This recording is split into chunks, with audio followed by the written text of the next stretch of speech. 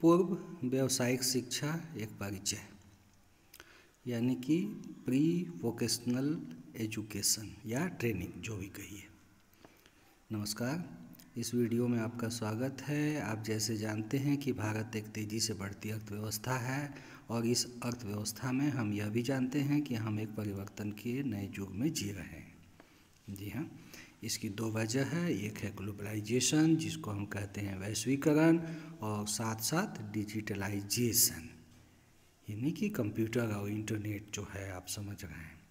इन दोनों की वजह से हमारे काज करने की पद्धति यानी सिस्टम और कार्य में आवश्यकता अनुसार जो स्किल की ज़रूरत है वो बहुत तेज़ी से बदल गई है। 2022 तक वैश्विक स्तर पर करीब 40% से ज़्यादा उच्च कौशल युक्त कर्मियों यानी हाई स्किल पर्सनल की बहुत ज़्यादा आवश्यकता होगी। जहाँ तक भारत की बात है, आप और हम जानते हैं कि भारत युवाओं का देश है। आज करीब 50% आबादी हमारी युवा है। जी है। इस परिप्रेक्ष्य में यानी इस पर्सपेक्टिव में राष्ट्रीय शिक्षा नीति 2020 में व्यावसायिक शिक्षा का विशेष महत्व दिया गया है। यानी कि जो वोकेशनल एजुकेशन है उसको इसमें स्पेशल इम्पोर्टेंस दिया गया है और इस विषय के लिए विशेष बल दिया गया है। कुछ लक्ष्य इसमें निर्धारित किए गए हैं। 2025 तक स्कूल एवं उच्च शिक्षा प्रणाली के माध्यम से कम 50% विद्यार्थियों को व्यावसायिक शिक्षा का प्रशिक्षण दिया जाएगा। बिल्कुल सही बात है। ग्रॉस एनरोलमेंट लक्ष्य जो है हमारा, जिसको हम कहते हैं सकल नामांकन अनुपात, इसको हासिल करने के लिए व्यावसायिक शिक्षा में पंजीकृत विद्यार्थियों की संख्या को भी इसमें शामिल किया जाए। साथियों, ग्रॉस एनरोलमेंट लक्ष्य या रेशियो ये क्या होता है? साथियों, जैसे मान लीजिए कि 10 साल से लेके 16 साल या 15 साल कोई एक हम एज ग्रुप ले लेते हैं, ठीक है। तो 10 साल से 16 साल के उम्र के बच्चों की कुल संख्या किसी राज्य में या मान लीजिए पूरे देश में मान लीजिए कि 8 करोड़ है या कि 10 करोड़ है, ठीक है।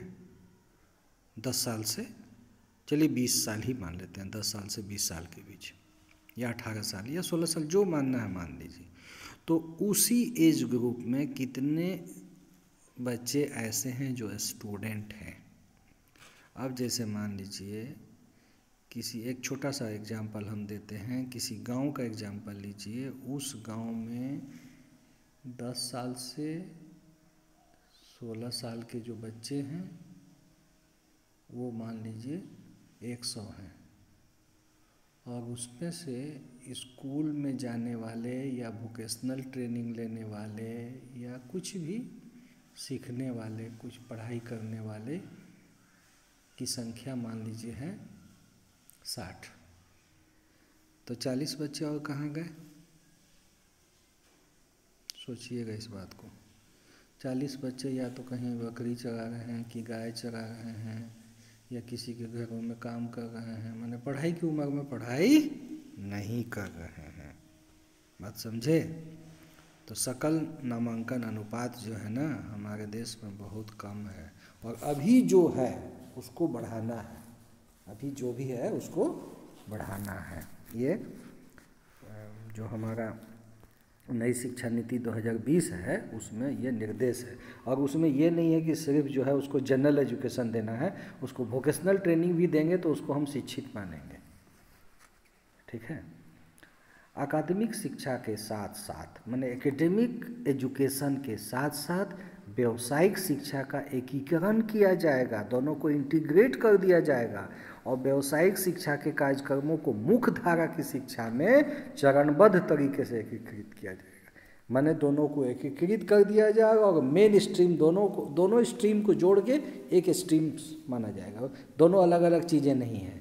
जैसे मान लीजिए मैट्रिक के बाद कोई बच्चा जो है वो डर के मारे जो है वो ITI नहीं करता था।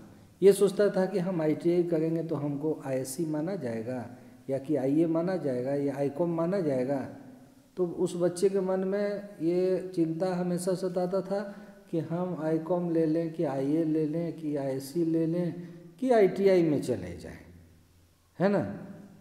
तो दोनों को देखिए कैसे इंटीग्रेट अब किया जाएगा आने वाले समय में।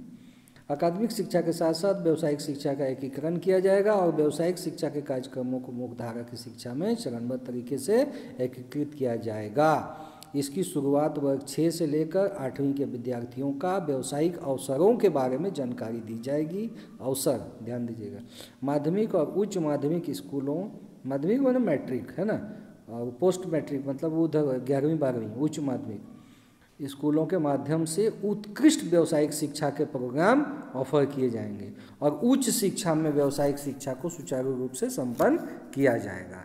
स्कूल शिक्षा में व्यावसायीकरण के मुख्य 3 चरण होते हैं। पहला चरण है जागरूकता, जिसको हम कहते हैं अवेयरनेस। दूसरा चरण है अन्वेषण, जिसको हम लोग कहते हैं एक्सप्लोरेशन। और तीसरा चरण है प्रशिक्षण, जिसको आप ट्रेनिंग कहिए, प्रिपरेशन कहिए, जो कहिए।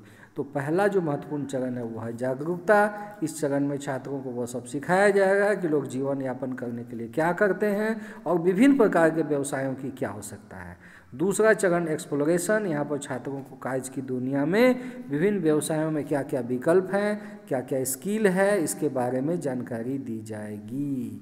साथियों, जापान होने जा रहा है भारत, ठीक है, यही तो होता है जापान में। और आखिरी चरण में विद्यार्थियों को कौशल्य शिक्षण प्रशिक्षण के माध्यम से अलग अलग गतिविधियों में सम्मिलित किया जाएगा।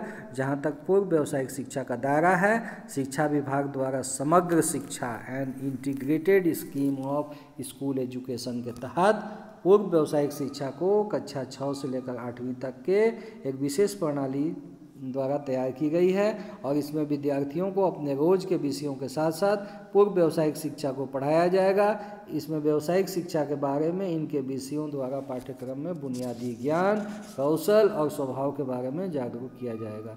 छात्रों को कुशल कर्मी बनने के लिए, एकदम स्किल्ड पर्सन बनने के लिए व्यावसायिक शिक्षा के माध्यम से तैयार किया जाएगा। मेरा ऐसा मानना है कि ये सब इम्प्लीमेंट करने में शिक्षकों की भूमिका बहुत ज़रूरी होगी। और ये जो मॉड्यूल है ख़ास तौर से ये इस केंद्रित है कि शिक्षकों की भूमिका क्या होगी, उनकी जिम्मेदारियां क्या होगी, माने निष्ठा का ये जो मॉड्यूल है ना, इस मॉड्यूल के माध्यम से शिक्षक को ये पता होना चाहिए कि आने वाले समय में वोकेशनल ट्रेनिंग कैसे होगा।